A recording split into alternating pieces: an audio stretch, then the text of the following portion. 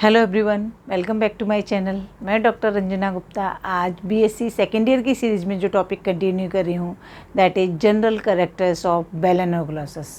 Balanoglossus जो कि connecting link है between the non chordate and chordates. Let's begin today's topic, general characters of hemichordata. Hemichordata हम इनको इसलिए कहते हैं, इसके अंदर कुछ कैरेक्टर्स जो हैं वो नॉन कॉर्डेट के हैं और कुछ कॉर्डेट्स के, इसलिए इनको हम ना कॉर्डेट के अंदर क्लासीफाई कर पाए हैं और ना नॉन कॉर्डेट के अंदर, इसलिए इनको हम हेमिकॉर्डेट्स में इनको क्लासीफाई किया गया है। तो मेन कैरेक्टर्स देखें, दे आर मैराइन, सॉलिटरी और colonial, mostly ट्यूबिकुलस।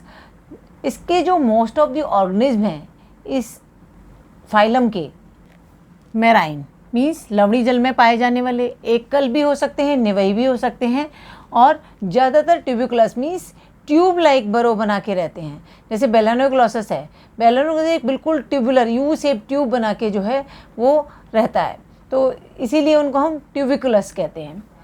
Body soft, fragile, unsegmented, ट्रिप्लोप्लास्टिक, bilaterally symmetrical. Body जो है इनकी बहुत सॉफ्ट होती है और लचीली होती है बहुत ज़्यादा, और साथ में अनसेगमेंटेड है, कोई भी सेगमेंटेशन नहीं दिखाई देता। इसके अलावा हम बात करें तो ट्रिप्लोप्लाज्म में 3s3 मीन्स एक्टोडर्म, मेसोडर्म और एंडोडर्म जो है वो तीनों प्रेजेंट होते हैं, और बाइलेटरली सिमेट्रिकल मीन्स द्विपार्श्व सममिति होती है। तो पहले भी बता चुकी हूँ, द्विपार्श्व सममिति का मतलब होता है कि जब एनिमल को जो लॉन्गिट्यूडनल है उसको हम इस तरह से लॉन्गिट्यूडनली डिवाइड करें, दो पार्ट में डिवाइड करें तो इक्वल हाफ में डिवाइड हो, तो तब जो सिमिट्री होती है उसे हम बाइलेटरल सिमिट्री कहते हैं। बॉडी सिंगल लेयर्ड, यहाँ पर जो एपिडर्मल लेयर है वो सिंगल लेयर होती है और उसमें म्यूकस ग्लैंड्स प्रेजेंट होती हैं, इसीलिए जो ये ऑर्गेनिम्स हैं बहुत ज़्यादा लसलसे टाइप के होते हैं, मीन्स क्योंकि म्यूकस जो है उनके ऊपर प्रेजेंट होता है, और डर्मिस लेयर यहाँ पर एब्सेंट होती है। सीलोम की बात करें, देहगुहा की जो बात करें, दैट इज़ एंटेरोसील मीन्स ट्रू जो है सीलोम यहाँ पर प्रेजेंट होती है, और ट्रू सीलोम में भी जो है ये सीलोम जो है 3 पार्ट में डिवाइडेड होती है, प्रोटोसील, मीजोसील और मेटासील। क्योंकि जो इसकी बॉडी है जनरली, जैसे हम उस बेलेनोग्लोसस की बॉडी देखें, बेलेनोग्लोसस की बॉडी जो है प्रोबोसिस, कॉलार और ट्रंक रीजन में डिवाइड है।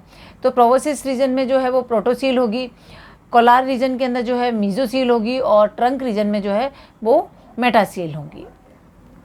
डाइजेस्टिव सिस्टम कंप्लीट होता है यहाँ पर, मतलब माउथ और एनस दोनों प्रेजेंट होते हैं, इसलिए कंप्लीट डाइजेस्टिव सिस्टम है।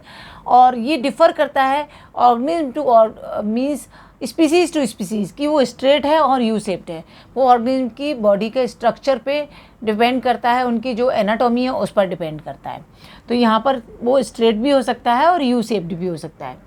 Foregut given out a hollow buccal diverticulum into proboscis, और क्योंकि मैंने आपको पहला पार्ट बताया प्रोबोसिस, तो जो यहाँ पर फोरगट वाला पार्ट है वो एक बकल डाइवर्टिकुलम का मतलब फोल्ड्स डेवलप करता है, और उन बकल फोल्ड्स को हम जो है वो वहाँ पर जो प्रोबोसिस वाला रीजन होता है वहाँ पर वो हमें दिखाई देते हैं।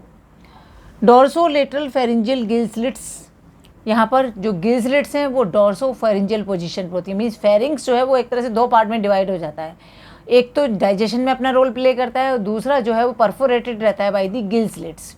तो यदि गिल स्लिट्स हैं, फेरिंजियल गिल स्लिट्स यदि प्रेजेंट हैं तो उनका नंबर बहुत सारे हो सकते हैं, और वो केवल जब प्रेजेंट हैं, और कई बार ये गिल स्लिट्स जो है वो प्रेजेंट नहीं होते हैं।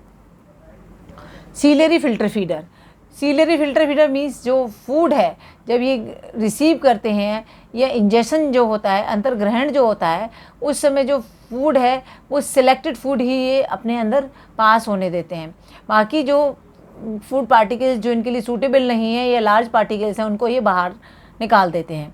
तो इसीलिए यहाँ पर जो फीडिंग है that is ciliary filter feeder. Circulatory system simple type का होता है, ओपन होता है, लेकिन वहाँ पर डोर्सल हार्ट भी प्रेजेंट होता है, और 2 longitudinal blood vessels, 1 ventral and 1 dorsal, वो भी प्रेजेंट होती हैं। इसके बाद एक्सक्रीशन जो है वो बाई ग्लोमेरुलस, इसके प्रोबोसिस रीजन में एक ग्लैंड लाइक स्ट्रक्चर प्रेजेंट होता है जो कि ग्लोमेरुलस कहलाता है। ये ग्लोमेरुलस जैसे कि हम मैमल्स के अंदर या वर्टिब्रेट्स के अंदर हम कहें देखते हैं कि ग्लोमेरुलर फिल्ट्रेशन होता है, तो वो यहाँ पर उसी तरह से यहाँ पर जो है ग्लोमेरुलर प्रेजेंट होता है, जिसे हम प्रोबोसिस ग्लैंड भी कहते हैं, जो कि कनेक्ट रहता है ब्लड वेसल्स से। नर्वस सिस्टम प्रिमिटिव टाइप का होता है यहाँ पर, जिसके अंदर सब एपिडर्मल नर्व्स होती हैं और dorsal collar nerve cord present होती है। तो यहाँ पर मतलब जो सिस्टम्स हैं वो बहुत हाईली डेवलप्ड नहीं है। रिप्रोडक्टिव सिस्टम सेक्सुअल मीन्स लैंगिक जनन यहाँ देखने को मिलता है, और ये डायोसियस होते हैं, मीन्स मेल और फीमेल सेपरेट होते हैं। गोनेड्स का नंबर जो है वो वेरी करता है स्पीसीज टू स्पीसीज, यहाँ 1 पेयर से लेके सेवरल पेयर तक गोनेड्स प्रेजेंट हो सकते हैं। उसके बाद फर्टिलाइजेशन देखें तो फर्टिलाइजेशन यहाँ पर एक्सटर्नल होता है, मतलब जो, क्योंकि ये मेराइन है तो जो समुद्री जल है उसके अंदर, सी वाटर के अंदर जो है वो फर्टिलाइजेशन होता है यहाँ पर। डेवलपमेंट दोनों तरह का देखने को मिलता है यहाँ पर, डायरेक्ट और इनडायरेक्ट, मीन्स प्रत्यक्ष विकास भी देखने को मिलता है और अप्रत्यक्ष भी देखने को मिलता है। जब अप्रत्यक्ष विकास होता है, डेवलपमेंट होता है, तो जो लार्वल स्टेज है दैट इज टोरोनेरिया लार्वा यहाँ पर प्रेजेंट होता है। तो ये थे हेमिकोडेटा के जनरल कैरेक्टर्स।